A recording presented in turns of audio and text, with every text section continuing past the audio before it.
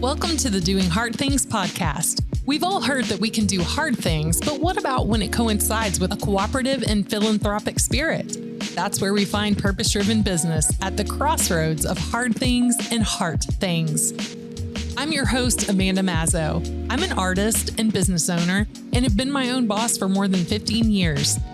I'm also a purpose mentor to collegiate juniors and seniors and am so inspired by conversations around who people are becoming versus what they're achieving. My guest today is Liz Talago. Did you wake up this morning, pour yourself a ridiculously large cup of coffee and ask yourself, how can I challenge the healthcare establishment today? Or what can I do to funnel more power and resources to folks who traditionally haven't had very much of either? Yeah, Liz did, but it didn't start off that way. Her transition to purpose-driven content strategy and consulting came after spending years on the front lines of mental health care. Liz is also the co-host of a new and noteworthy podcast.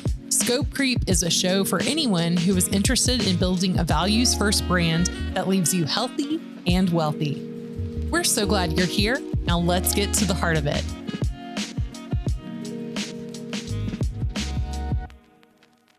Liz Talago, welcome to Doing Hard Things. I am so excited that you are here with me today. It feels like such a treat to have a new and notable podcast celeb in the studio. I'm so proud of you and Jamie. Before we kick things off, I just wanted you definitely to talk about the show a little bit and tell me why that was a yes for you. Yeah. Well, first of all, thanks for being a listener and a fan. It has definitely been a whirlwind, and we are so honored with how well it has been received. It was one of those things that Jamie and I started almost because we felt like we had to. She and I are both independent business owners and consultants in the creative space and the technology space. And for years and years, we've been like having these side conversations about how we run our businesses in this really different way than a lot of what's portrayed out there. And for those of you that haven't listened, we really focus on building sustainability, on prioritizing our mental health and our bottom lines at the same time, and a way of working that supports our well-being instead of detracts from it. But doing that by, really focusing on what works and building community around what works, and not focusing on a lot of the fluff that's out there. If you listen to Scope Creep, we also critique a lot of the predominant kind of girl boss business advice out there, and give lots of tips and insight for different ways of working that have really worked for us. That's so good. And I have to tell you, so I went to Arizona a couple of weeks ago and I binged several episodes, and I was just listening on the airplane, like nodding emphatically, laughing. I'm sure I totally bothered my seatmates, but it really is great. And I think what makes it, another part that makes it great is like, just you're being authentic and telling it like it is. It really resonates with people. People relate to it. So yes. Thank you. Good job. Honestly, Jamie and I, that is probably one of the best compliments you can give us, because we started this not as a business tool, although it has certainly led to that. And now clients listen to it, which is another interesting factor. But yeah, we kind of took a chance and tried to practice what we preach in this show, which is that showing up unapologetically as yourself in your work, in your life, is good for business, and it's good for your mental health, and it draws the right people to you, and it repels what is not for you. Yes. And the show has just been like this living, breathing example of that. And I can't tell you how many other freelancers, business owners have said that same thing, where it's like, I'm listening and I'm like nodding and I'm hell yesing. Yes. And so having that feedback is great, because we made the show for people like us who felt like they maybe didn't have another type of business podcast home. And so it's really great that it's resonating. And the other part for me, it just resonates to the point where I'm like, I'm not alone. Like there are other people out there that feel the same way that I do about these certain topics, or how to just make the business work for you when it's something that you're in and you've got to figure it out. So we've emailed a little bit about this, but when I started serving as a purpose mentor to college students, the staff asked us to introduce ourselves without saying what we do. And when I brought that to you, you said, okay, if it appears like a hard thing for me to do, it's probably a worthwhile thing for me to figure out. So inquiring minds want to know, Liz, how would you introduce yourself? Yes, it's a hard question to ask a person like myself who identifies so much by what I do. And there's good and bad parts of that, right? The good parts are that I have found a thing to do that lights me up and inspires me and is so aligned with who I am as a human being and what I care about, and is an embodiment of what I believe to be forces for good in the world.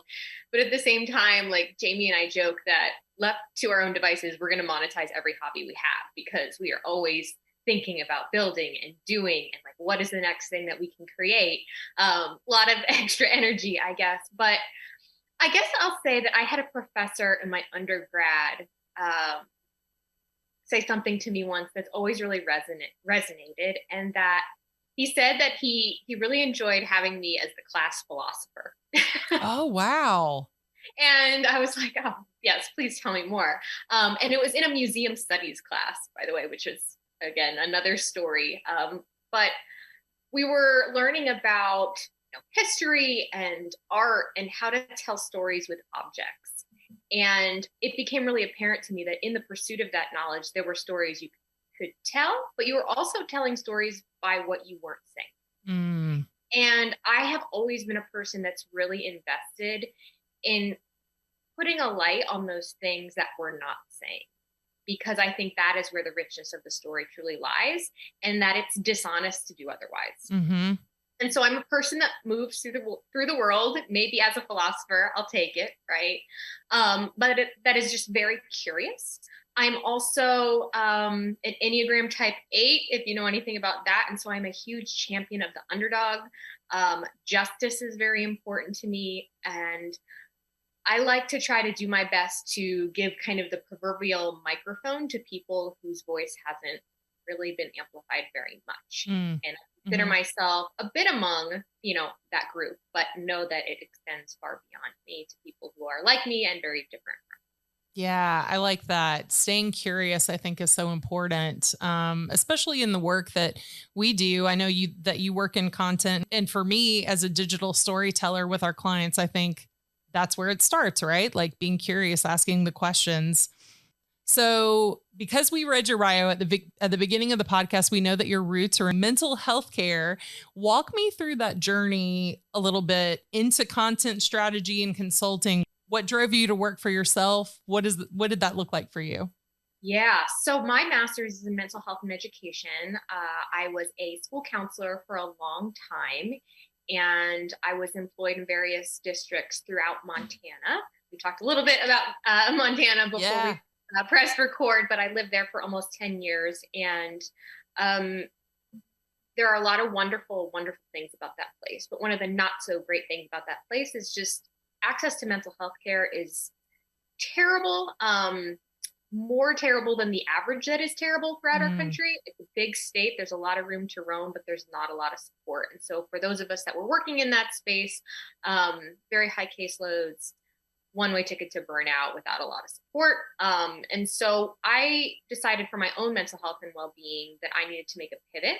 And when I moved to Nashville, which is, for those of you that don't know, kind of a big healthcare hub, a lot of healthcare kind of corporate headquarters in that area, through a series of kind of just random events, I got a job in-house at a mental health care conglomerate that owned like 400 treatment centers, like huge fish in the industry. And I got a job in their in-house content department, and I learned the discipline of content strategy within healthcare, and content strategy specifically in this really interesting space in which we're trying to tell stories and draw people in and essentially sell a service that most of us hope we never need, or we hope a loved one never needs. And so I learned how to use my clinical expertise in this different way.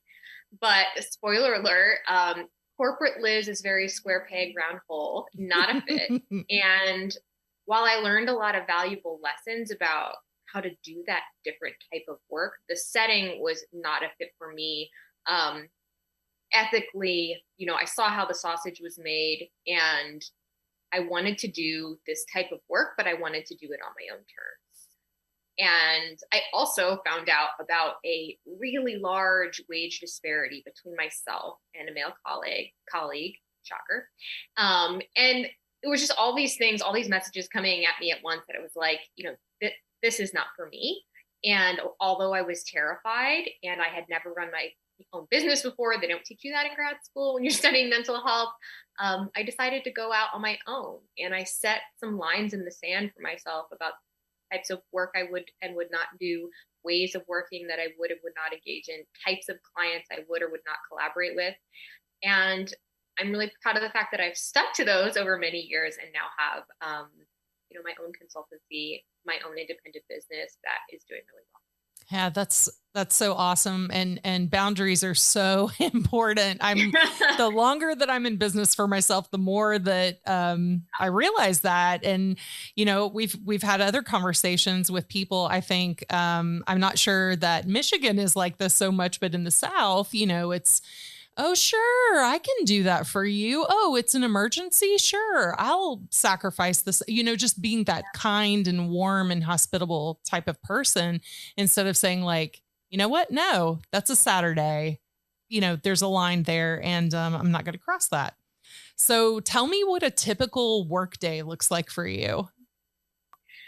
That's a really good question because there are no 2 days that are identical. Yes. I have over many years through a series of trial and error and screw ups, figured out some things that work for me. Mhm. And I had to get honest about who I am, what's really true about me as a creative, as a business owner, as a consultant, and not what I wish was true.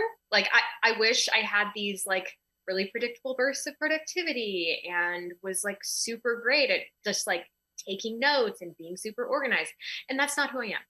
So, in embracing that, I've tried to engineer some techniques that have helped me, do the best work I can while taking good care of myself. And so that means dividing up different types of work.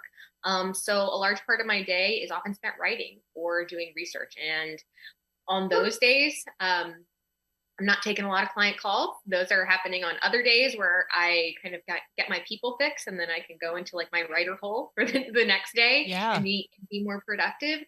But it's really a lot of talking to founders, talking to leaders in kind of the health tech space, other entrepreneurs, figuring out where they're feeling stuck in their storytelling, in their content strategy, in their content marketing. I also do a lot of product content development. So, all these apps that we have that are designed to help support mental health.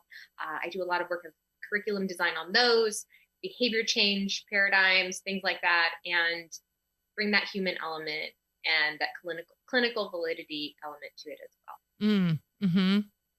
I'm curious, what is one thing that starting your business did that you did not anticipate?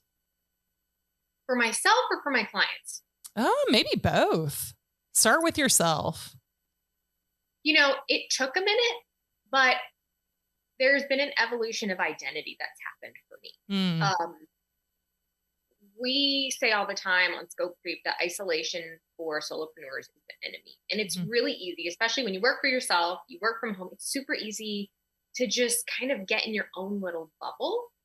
And there are so many bad things that can happen, not just from a personal mental health standpoint, but from a business case standpoint. If you're not kind of in touch with your peers, if you're not connected to your world. And one of the things I struggled with at the beginning was I didn't immediately identify as a business owner. I identified with my output. I identified with the type of experience I wanted to carve out and create for my clients and the impact that I wanted their end users to have. That was not hard for me to kind of feel aligned to. Mm-hmm. But when I would see these meetups for, women in tech, female entrepreneurs in Nashville, for a long time, I felt like those spaces weren't me. And that led to a whole lot of isolation that was not good for me. And so in doing a lot of therapy and a lot of, hard conversations with myself, I think I've finally been able to embrace that piece that is so true about me. And now I look back and I'm like, what was I thinking? Of course, I owned my own business. I was in the business of building businesses. I was absolutely entitled to that piece of my identity. But I think the culture doesn't make it very easy for us, especially as women, to embrace that part of ourselves. And so it took me a minute. And that was certainly an unexpected, but really welcome evolution when it happened. It's so interesting. We talked a little bit about like the boss babe stuff, which makes me cringe. I hate it. Yeah. But with that, there's this whole hustle culture on social media and, thinking about identity, I went through something in 2020 and I didn't even realize that it was tied to my work. You mentioned Enneagram 8. I'm an Enneagram 3. So, or I identify with that with like a really strong forewing, but we're the performer and the achiever. And so I guess somewhere deep down inside was if you don't perform, whether it's in work or anything like on stage, like I love to sing karaoke, but if I'm not performing, if I'm not putting out the work or letting people see like what I'm doing, what am I? And Right. so I went through this thing, I guess, in 2020. I don't think I'm alone because I think that year affected everybody, but where I really had to come down to the foundation of like, when that's gone, what remains? We all are inherently worthy. And that's when some of these conversations around purpose started coming up. And I was like, ooh, this is important because people need to stop listening to the lies on social media and, shedding the weight of other people's opinions and really lean into their authenticity, who they are, even if it means that they're a square peg in a round hole. So with mental health, I'm thinking about the power of technology, right? And social media, as we've just been talking about, how it can be used for good, like getting to chat with new friends who I've never met and don't live in the same state. But I noticed something at the bottom of your email that I really admired. When we first emailed, it said, current mental health routine, coming back from a social media breather and being intentional about it. Can you tell me more about that? Yeah. So I do update that. That's just part of my signature. And it's twofold. It's a little bit of accountability for me because I, of course, like we all do, say that my mental health is precious and I want to prioritize that. And I want to communicate that to other people to hopefully normalize that for them. And maybe they'll read that and they'll think about maybe they could have their own version of whatever that might be. So hopefully that resonates. But, I work in tech. And I'm also an elder millennial. And so my relationship with social media, historically hasn't been great. On the one hand, I feel like I can give myself like this permission because of my job to never unplug. Like, well, this is research. This is work. If I miss this, whatever catastrophe is going to happen, the lies we tell ourselves, right? Right.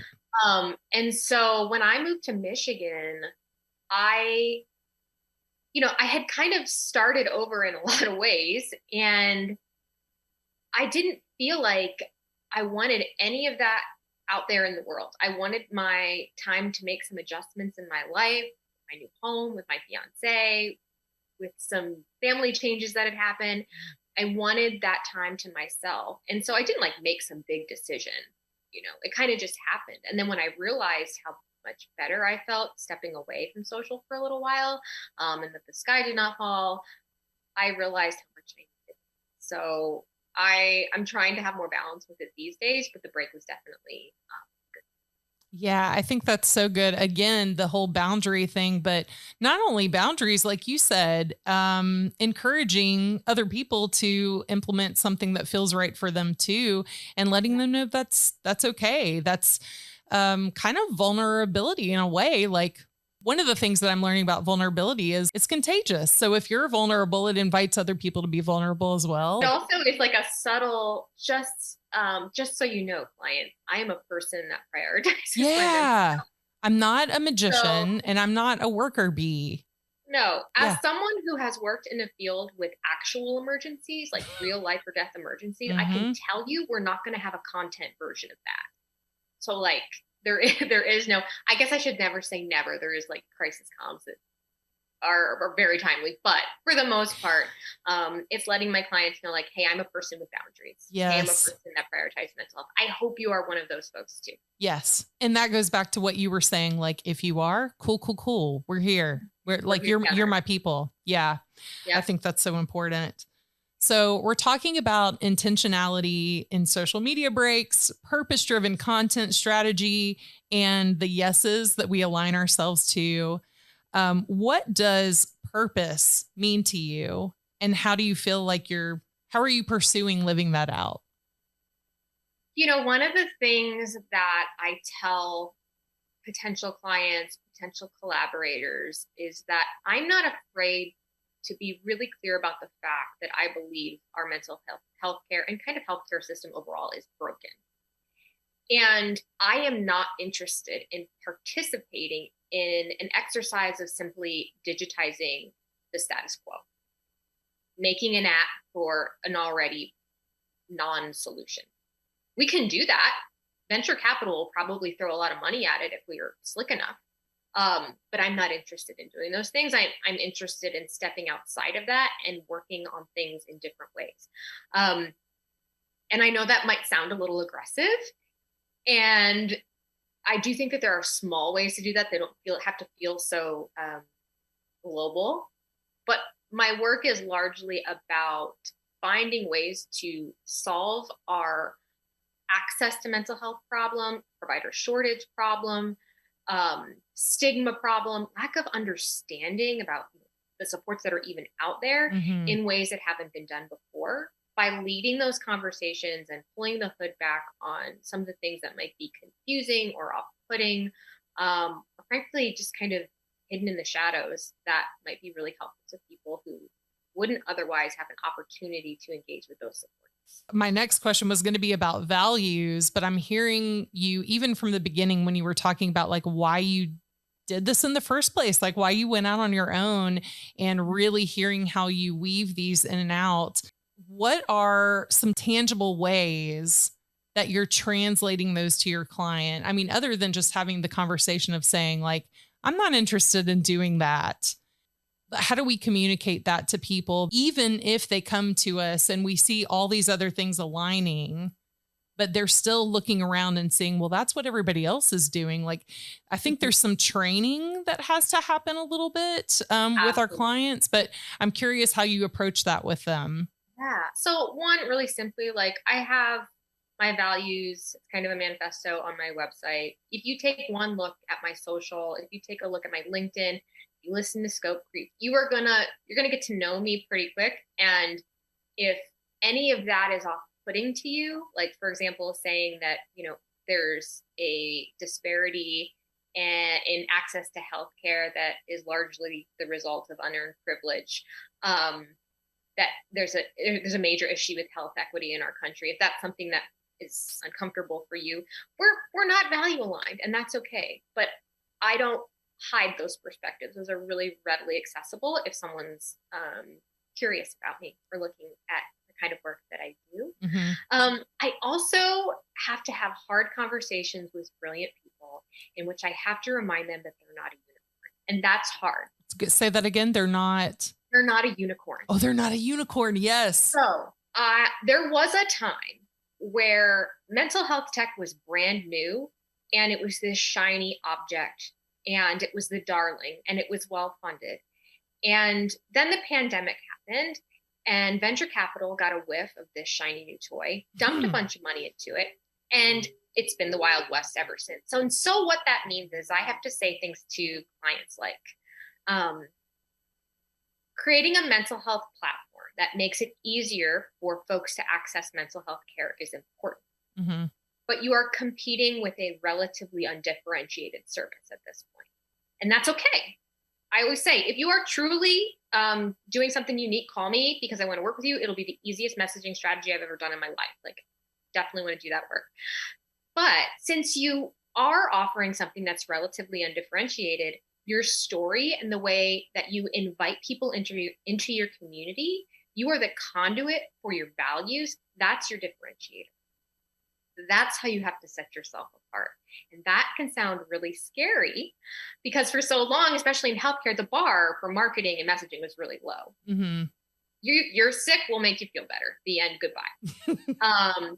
And now, because the market is much more noisy and competition is much more fierce, if you want market share, if you want to scale, which I think you can do things do well by people, do right by people, and be successful financially, you have to think about differentiating yourselves in other ways, and embodying your values and the way that you communicate about them is a really powerful way to do Gosh, I'm just thinking about mental health and how heavy that can be.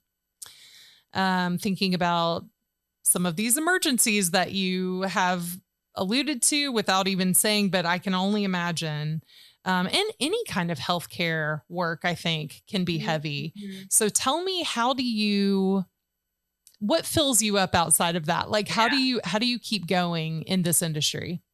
Yep. I would be lying if I said I had days where I wish I wasn't like a subject matter expert on the topic of gardening, and that's what I was writing about today. Yeah. It is not easy to write about really heavy topics all the time, or to focus on research around some of life's most difficult moments for vulnerable people. But my connection to my mission keeps me going. I will also say that working for myself allows me to structure my life in a way that prioritizes my self-care. I don't have to ask anybody for permission to take an afternoon off to go see my therapist, to go for a walk in the woods with my dogs, to catch up on my guilty pleasure podcasts, to turn down work that, I'm just at threshold, right? So there's that, but there's also kind of the business side of it where I have the freedom to build out other arms of my business and different lines of service that are more in the thought leadership, founder story space, supporting other female entrepreneurs as a way for me to not only do other cool and interesting stuff I like to do, but give me a little bit of a breather from some of the heavier stuff that I'm often mired in. Yeah, that's good. Yeah, you definitely need a break, walk in nature, play with the pups, all the things. Yep. And I've had times, even recently, where I said to an editor, you know what? This one's feeling really close to home right now. I'm gonna pass on this topic. Yeah. And they're totally understanding about that. But there are just times where I'm a human that struggles with her own mental health.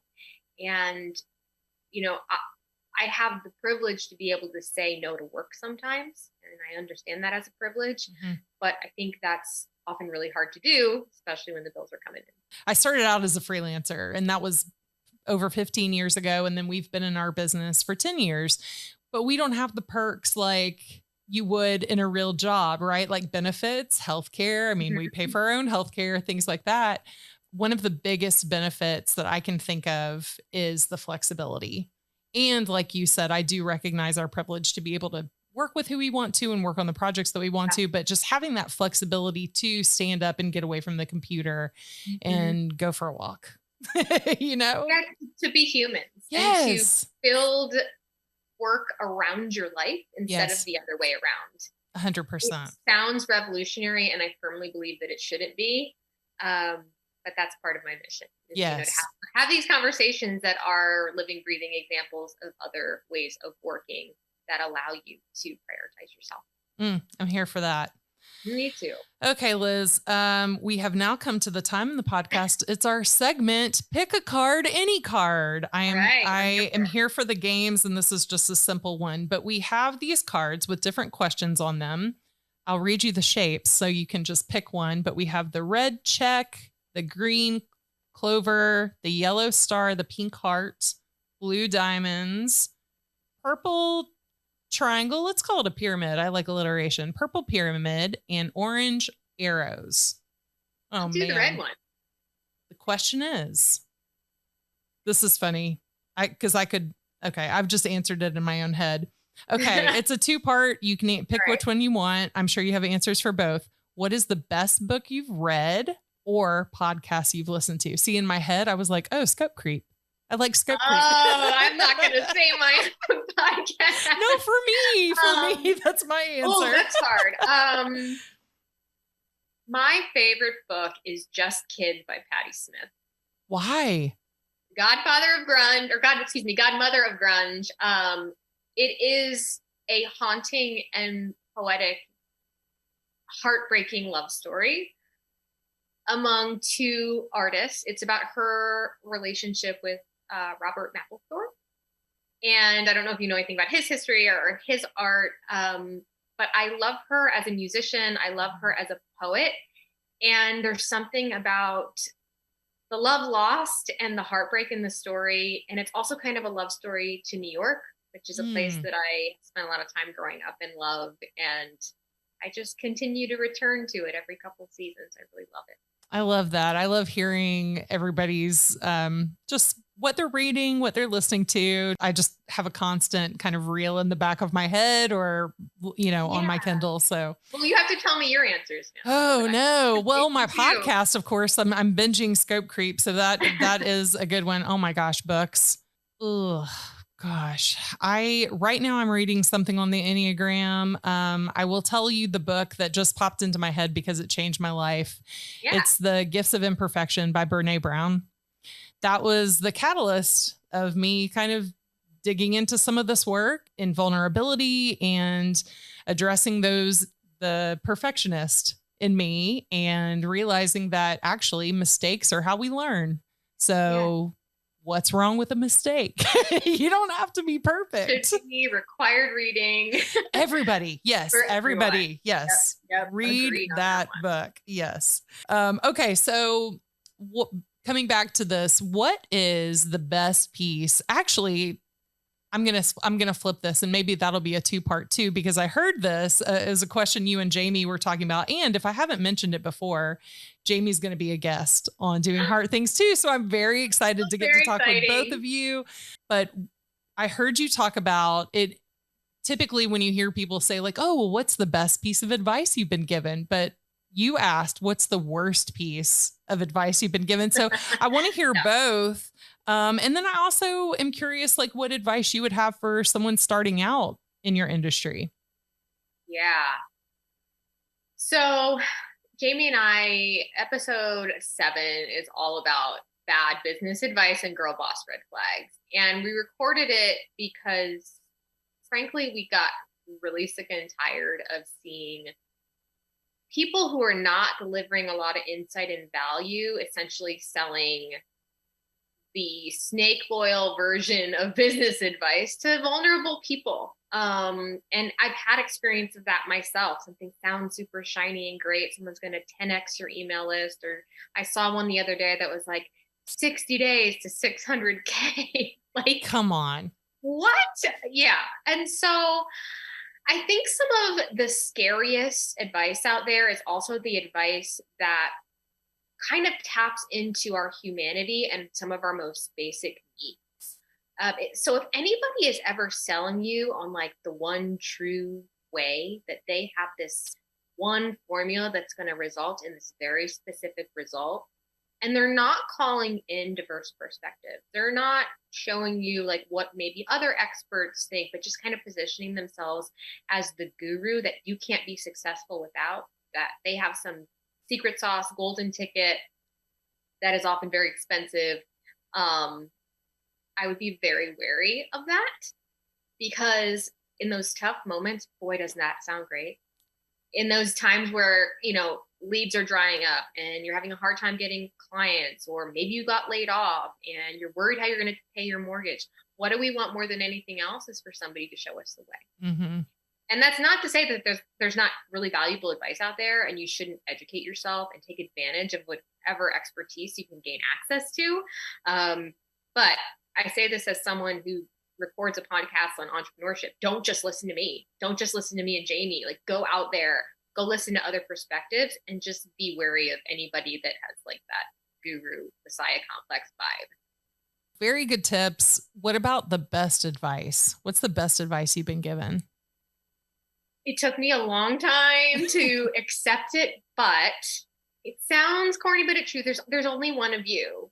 And if you try to go be somebody else or just model yourself after what your competitors are doing or whatever everybody else is doing, you're not going to stand out in your marketplace. The number one generator of new business and revenue in my business has been my personal brand. And that's not a pat on the back to me to say that have this like incredible personal brand and everybody should do what I do. No, it's just business and life got a whole lot easier when I stopped comparing myself to other people and keep up with the Joneses. And I just started showing up as Liz, as a person with opinions. and not waiting for somebody to give me permission to take up space. Who does she think she is? I stopped caring about that. And I decided to speak my mind and do so in a way that drew the right people to me and my brand. That's so good. I'm thinking of another answer to the past question about a book because it aligns with this. There's a local author here. His name is CJ Cassiata, and he wrote a book called Get Weird, which immediately I'm like, I'm listening. Tell me more. But he has this line I quote it all the time because it just gut punched me. He said, and it goes back to that vulnerability piece.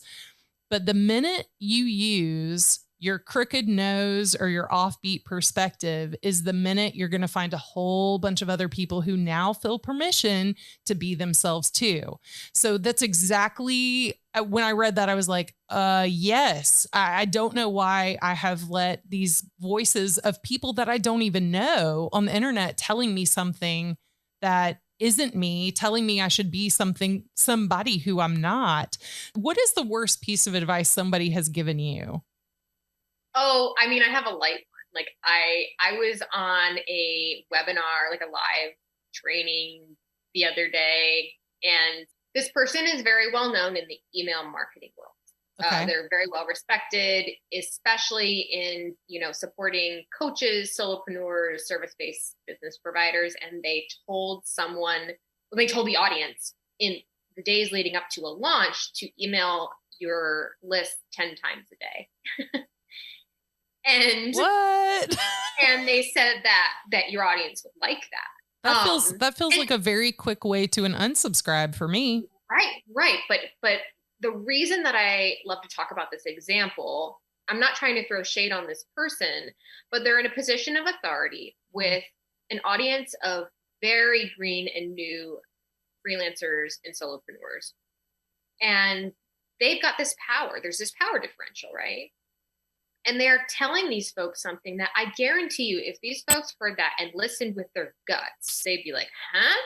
If somebody emails me 10 times a day, I'm like getting stalker vibes, like unsubscribe. Absolutely. Like, so there's this moment where you have to choose between listening to your gut, honoring your own wisdom and expertise, or listening to somebody who has this position of authority. Mm-hmm. Right. And so that's a really good example of this is a time to trust your gut and to say the hell with like whatever this guru is telling you, but that it can be so hard to do when you're constantly surrounded with messages that, this person is the way to the $1 million like email marketing campaign, right? I don't have that. I'm not an email marketing specialist. That's not, I do that stuff sometimes. That's not my primary line of business. But here's this person with this quote expertise telling me this. Who do I trust, myself or this other person? So if your spidey senses are going off, you should listen. That's what I'm hearing. Yep. Trust your gut. Trust your gut. It doesn't matter if you paid a bunch of money to get into the door of some like course or group coaching program or class. If something really feels off to you, listen to that. Yeah, that's huge. To just trust yourself, have confidence that you know what you're talking about. Mm-hmm. Yeah. So the last question to bring it back around to purpose, and it's super simple, but probably carries a little bit of weight too. What is your why? So my why is growing up in a situation where a lot of folks didn't have access to the supports that could have made a difference in their mental health, and seeing what that did to my family. And how all the bootstrapping and hard work in the world doesn't take the place of that level of support. And so I'm a person that really believes strongly in my mission of making that types of support more accessible. And there are lots of ways to do that. I happen to do that in the space of leveraging technology to help open some of those doors, but also in using my platform to spearhead some of those conversations about what rethinking some of those solutions might be. Is it always therapy? No, that's not for everybody. But what else can we call in that might make a difference in somebody's well-being, so that we can put that in front of, in the hands of more people that may not have otherwise met? That's good. Well, That's all I have, Liz. Thank you so much for your time. It has been such a treat to get to talk with you and actually, engage in conversation with you instead of just talking to the podcast and being like, yes, go on. Likewise, this has been such a treat. Again, an example for me of what happens when you show up as yourself. Your people find you and you get to have conversations like this one. So it's been a real treat. If you'd like to hear more, you can connect with Liz Talago, that's Talago, on LinkedIn, or follow her on Instagram at Liz Talago. If you're looking for more podcasts, I highly recommend Scope Creep. You can follow Liz and Jamie at Scope Creep Show. We're also on Instagram at Doing Heart Things and at Mazzo Media. Thanks for joining us today. Did this conversation strike a chord with your heart? We'd love for you to share your story with us at mazzomedia.com/heart. Please also share, subscribe, rate, and review wherever you listen to podcasts. We appreciate your help getting us into your friends' ears. We'll see you back here with the next episode. Until then, keep doing hard things. Doing Hard Things is brought to you by Mazzo Media, an award-winning creative studio in Nashville, Tennessee. We work with people, brands, and organizations to help tell their stories through videography, photography, graphic design, and social content. We believe that everyone has a story worth telling, and it's in those stories that we build bridges to each other. Ready to share yours? Get started at mazzomedia.com.